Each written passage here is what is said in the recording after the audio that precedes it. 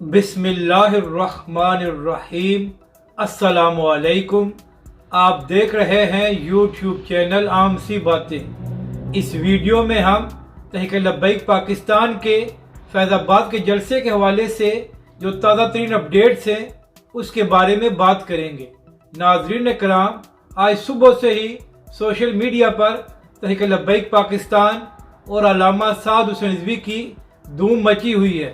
ہر طرف تحریک لبیک پاکستان کے چرچے ہو رہے ہیں، کیونکہ بہت سے لوگوں کا خیال تھا کہ اس بار جو تحریک لبیک پاکستان نظریہ پاکستان کانفرنس کرنے جا رہی ہے تو اس میں بہت زیادہ لوگ نہیں ہوں گے، اور مخالفین بھی یہ تماشا دیکھنے کے لیے بے تاب تھے کہ اگر تحریک لبیک پاکستان کے جلسے میں زیادہ لوگ نہ آئے تو پھر ہم باتیں بنائیں گے۔ مگر 2 دن پہلے سینئر صحافی عمران ریاض خان صاحب نے اپنے ویلاگ میں یہ بات کی تھی کہ تحریک لبیک پاکستان ایک ایسی جماعت ہے جو جہاں چاہے بڑا جلسہ کر سکتی ہے، اور ناظرین کرام، آج ایسا ہی ہوا ہے۔ اس وقت فیض آباد میں عوام کا سمندر ہے اور ہر طرف تحریک لبیک پاکستان کے کارکن موجود ہیں، اور لوگ یہ دیکھ کر حیران رہ گئے ہیں کہ کس طرح تحریک لبیک پاکستان اتنا بڑا جلسہ کرنے جا رہی ہے۔ اور کچھ لوگوں کا یہ بھی کہنا ہے کہ آج کا جلسہ پاکستان کی تاریخ کے بڑے جلسوں میں شامل ہوگا۔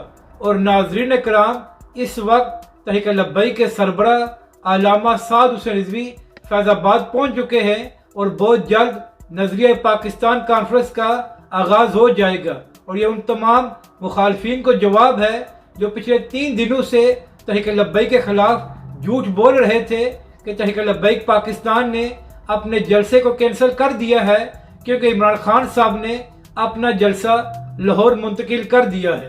تو ایک بار پھر تحریک لبیک پاکستان اور علامہ سعد حسین رضوی نے اپنے تمام مخالفین کو ایک بڑا سرپرائز دیا ہے اور بتا دیا ہے کہ جب بھی تحریک لبیک پاکستان فیض آباد میں میدان سجاتی ہے تو وہ تاریخی بات بن جاتی ہے۔